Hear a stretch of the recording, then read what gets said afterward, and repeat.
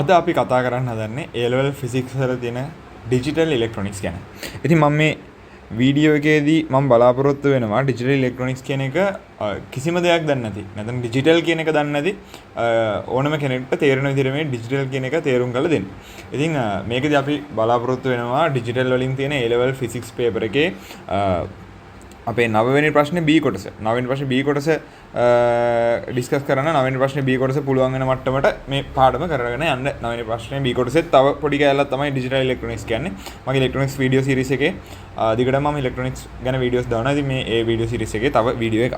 හරි. පරන් ගමු digital electronics ගැන. digital කියන්නේ ඇත්තරම 1 සහ 0 කියන දත්ත වලින් විතරක් වැඩ කරන සිස්ටම්ස් එකක් ගැන. නැත්නම් 1 සහ 0 කියන දත්ත වලින් විතරක් වැඩ කරන පද්ධති ගැන.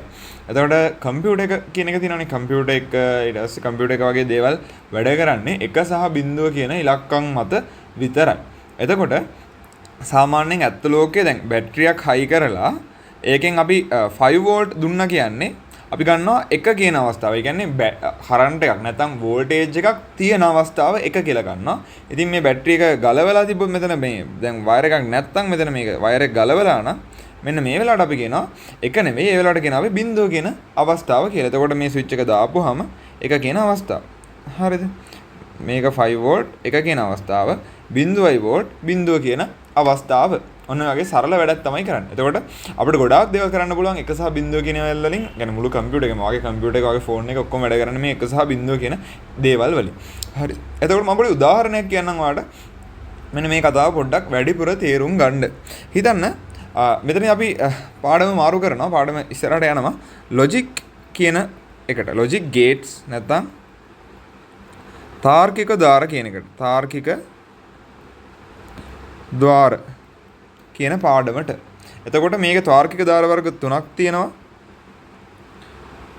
O gate එක, AND gate එක සහ not gate එක. මම මේක ඉංග්‍රීසි වචන කියන එක ඔයාලා ලොකු ප්‍රශ්නයක් විදිහට හිතාගන්න එපා. මොකද ඉංග්‍රීසි වචන ඔයාලට කැම්පස් එකට ගිහිල්ලා තෝරන වෙනවා. සහ ඔයාලට කොහොමද මේ පාඩම් ඉලෙක්ට්‍රොනික්ස් සහ ඔයගේ දේවල් කරන්ට් වගේ දේවල් අනිවාර්යෙන් කරන්ට් එක ඇම්පියර් වෝල්ටේජ් ඔය දේවල් අනිවාර්යෙන් තියෙන ඉංග්‍රීසි වලින් නිසා මේ දේවල් වල ඉංග්‍රීසි වචන දැනගන්න එක ලොකු ප්‍රශ්නයක් කරගන්න එපා. ඔයාලට අනිවාර්යෙන්ම සිංහල වචනක් තියෙනවා. ඉතින් මේ O gate AND gate not gate වලට සිංහල වචන එහෙමත් නැහැ. හරි. ඒතර මම මේ gates තුන විතරක් මේ වීඩියෝ එකෙන් පැහැදිලි කරලා දෙන්නම්. එනස ඊළඟ වීඩියෝ එකේදී මම පැහැදිලි කරලා දෙනවා මේ gates තුනට අමතරව තියෙන no gate එක, NAND gate එක, ඒ වගේම XOR gate එක. ඔන්න ඔය gate තුන මම මේක මේ වීඩියෝ එකේදී this වීඩියෝ එකේදී මේක next වීඩියෝ එකේදී පැහැදිලි කරලා දෙනවා. හරිද? මම ලස්සන උදාහරණත් එක්ක තමයි මේක පැහැදිලි කරලා දෙන්න හදන්නේ. හරිද? හරි. එතකොට පළවෙනි එක O gate එක. O කියන වචනේ තේරුම. මම සිංහලෙන් කිව්වොත් හෝ කියලා. මම වාක්‍යයක් කියන්න. මම කියනවා අපේ මල්ලියට කඩේ ගිහිල්ලා පාන් හෝ රොටි අරන් එන්න කියලා. පාන් හෝ රොටි අරන් එන්න කියලා. එතකොට මම අඳිනවා ටේබල් එකක්. මේකට කියනවා ට්‍රුත් ටේබල් කියලා. ට්‍රුත් ටේබල් නැත්නම් සත්‍යතා වගුව කියලා කියනවා. සත්‍යතා වගුව කියලා එකක් කියනවා. ඉතින් මේ සත්‍යතා වගුවේ කියන්නේ මෙන්න මෙහෙම එකක්. පාන් රොටි කියලා ඔහම දෙකක් තියෙනවා. ඊට පස්සේ හිතන්නකෝ මම සතුටින්ද නැත්නම් මම හරිද මම කියපු දේ වුණාද නැද්ද වගේ එකක් තියෙනවා කියලා. ඒකට අපි කියමු අවුට්පුට් කියලා. අවුට්පුට් කියන්නේ රිසල්ට් එක. හරිද? උත්තරේ මොකද වෙන්නේ කියලා. දැන් මල්ලි පාන් ගෙනාවොත් මම පාන් සමානයි 1යි කියලා කියනවා. පාන් ගෙනාවොත් කියන්නේ මොන හරි එකක් ගෙනාවනම් ඒවා ගෙනාවනම් 1යි ගෙනාවේ නැත්තම් 0යි. දැන් මොන මං කියනවා පාන් ගෙනල්ලත් නැහැ රොටි ගෙනල්ලත් නැහැ. මොකද කඩේ ගිහිල්ලා වෙන මොන හරි ගෙනල්ලා තියෙනවා.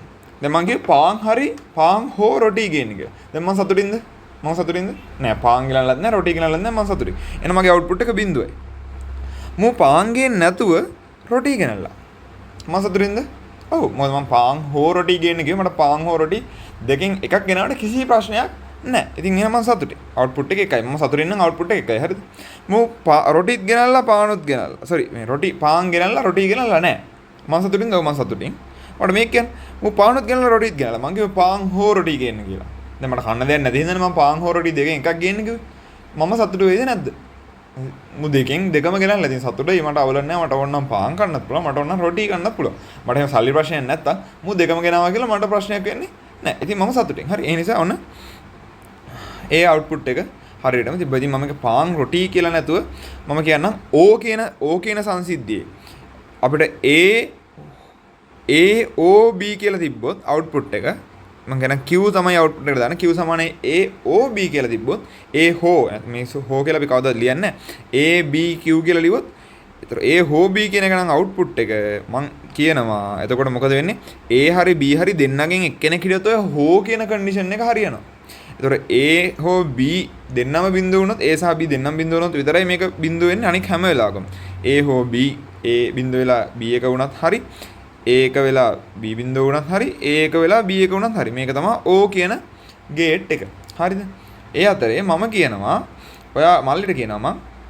ඊළඟ එක පාන් සහ පරිප්පු ගේන්න කියලා හරිද පාන් සහ පරිප්පු ගේන්න කියන කියන්නේ bread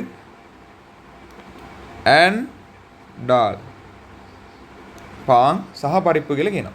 එතකොට මම ලියනවා ආයෙ පාරක් පාන් ගෙනල්ලාද බලනවා පරිප්පු ගෙනල්ලාද බලනවා. ගෙනල්ලාද බලනවා මම අවුට්පුට් එක සතුටින්ද කියලාත් බලනවා. හරි. බලමු. හරි දැන් පාන් වෙන්න පුළුවන් සිද්ධිය ඇත්තටම දෙකක් ගේද්දි වෙන්න පුළුවන් සිද්ධිය තියෙන හතර. ඒ හතර ලියන පිළිවෙලක් මම තියෙනවා දැන් කියලා දෙන්නම්. බිඳුව බිඳුව බිඳුව 1 1 බිඳුව 1 1. ඕක ඒ හතරක් තියෙද්දි ලියන පිළිවෙල. 8ක් තියෙද්දි ලියන පිළිවෙල මම කියලා දෙන්නම් ඉස්සරහට. ඒවා මේ වීඩියෝ එකේ නෙමෙයි ඊළඟ වීඩියෝ එකේදී බලමු. හරිද? හරි ඊට පස්සේ මේ මම දැන් පානුයි පරිප්පුයි දෙකම ගලලා නැත්නම් මම කොහොමත් සතුටින් නෙමෙයි. මම කිව්වා පාන් සහ පරිප්පු දෙකම ගේන්න කියලා. එතකොට මම පාන් ගේන්නේ නැතුව පරිප්පු ගන්නලා මම සතුටින්ද? නෑ මම සතුටින් නෙමෙයි මට කන්න බෑ. මං කියලා පානුයි පරිප්පුයි දෙකම ගෙනන්න කියලා පාන් විතරයි ගෙනල්ලා තියෙන්නේ පරිප්පු ගෙනල්ලා නැහැ. මං සතුටින්ද? නෑ බිඳුවයි. පානුයි පරිප්පුයි දෙකම ගෙනල්ලා. එහෙනම් මං සතුටුයි. එතකොට මගේ පාන් සහ පරිප්පු ගේන්න කියලා. එහෙනම් පානුයි පරිප්පුයි දෙකම ගේන්න ඕනේ. මම කිව්වොත් පාන් හෝ රොටි ගේන්න කියලා. ඌ පාන් ගෙනවත් එකයි රොටි ගෙනවත් එකයි දෙකම ගෙනවත් එකයි. හැබැයි පාන් සහ පරිප්පු කිව්වොත් නම් අනිවාර්යෙන් දෙකම ගේන්න ඕනේ. මං හිතනවා ඔයාලට තේරෙන්නේ නැති කියලා මේ දෙකේ වෙනස මොකක්ද කියලා. හරිද? එතකොට මං කියනවා Q සමානයි A and B නම් මොකද්ද වෙන්නේ A B Q ඇන්දොත් A B Q ඇන්දොත් බිඳුව බිඳුව බිඳුව 1 1 බිඳුව 1 1 බිඳුව බිඳුව නම් බිඳුවයි බිඳුව 1යි නම් බිඳුවයි 1 බිඳුවයි නම් බිඳුවයි 1යි 1යි නම් විතරක් 1යි. ඕක තමයි AND ගේට් එකේ තේරුම. හරිද? ඊට පස්සේ ආයෙ තියෙනවා not කියලා ගේට් එකක්. not හරිද? දැන් ඔන්න ආයෙ මං කියනවා පාන් සහ ඊට පස්සේ අපේ පාන් සහ රොටි විතරයි තියෙන්නේ.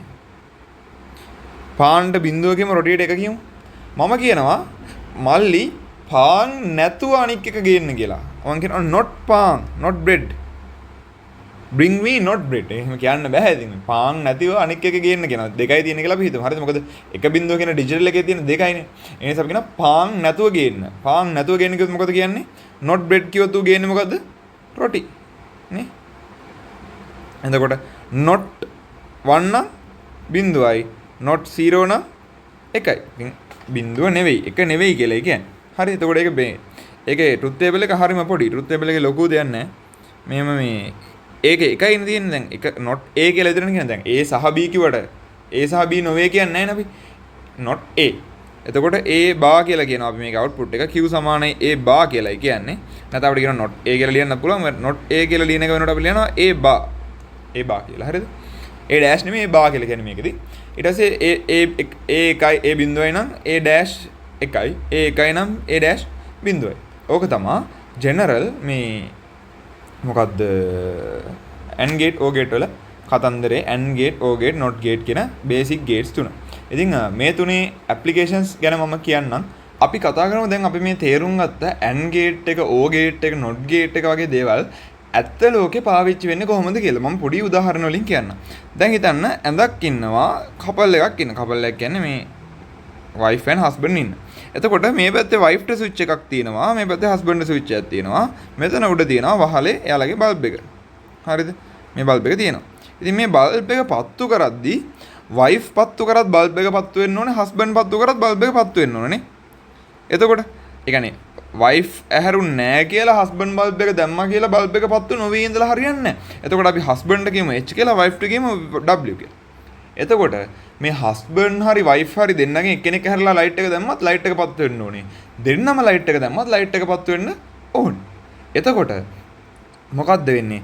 අපිට මේ බල්බ් එක Q කියලා කිව්වොත් අපිට Q කියන්න පුළුවන්. Q සමානයි wife O husband කියලා. wife ගේ ස්විච් එක හෝ husband ගේ ස්විච් එක දෙකෙන් එකක් දැම්මොත් Q කියන එක පත්තු වෙනවා. හරි? ඒක එක දෙයක්. ඊළඟට අපි ඉස්සරහට යමු. ඊළඟට අපි කතා කරමු AND gate එකෙන් මොන වගේ දේවල්ද කරන්න ඕනේ කියලා. සාමාන්‍යයෙන් මිසයිල් තියෙන්නේ. ඔය මිසයිල් මේව තියෙන අර මේ ඔහොම තියලා අර මිසයිල් ඔහොම තියෙන්නේ. මිසයිලයක් යවන්න ඕන නම් සාමාන්‍යයෙන් රටක ජනාධිපති, අගමැති, යුද හමුදාපති තුන් දෙනාම කැමති වෙන්න ඕනේ. හැබැයි ජනාධිපති, අගමැති කැමතිලා යුද හමුදාපති කැමති වුණ නැත්නම් අපිට කිසිම අයිතියක් නැහැ මේ බෝම්බේ ගහන්න. එතකොට ඒ නිසා මෙන්න මේකදී අපි හිතමු තුන් දෙනෙක් ඉන්නවා කියලා. ජනාධිපති, ප්‍රෙසිඩන්ට්, අගමැති, ප්‍රයිම් මිනිස්ටර්, ඊට පස්සේ හමුදාපති මම දන්නේ නැහැ එයාට මොකද්ද කියන්නේ කියලා. අපි කියමු ආමි කියලා. හරිද? හරි, මේ තුන් දෙනාම එකඟත්වයකට ආවොත් විතරයි මේක ගහන්න පුළුවන්.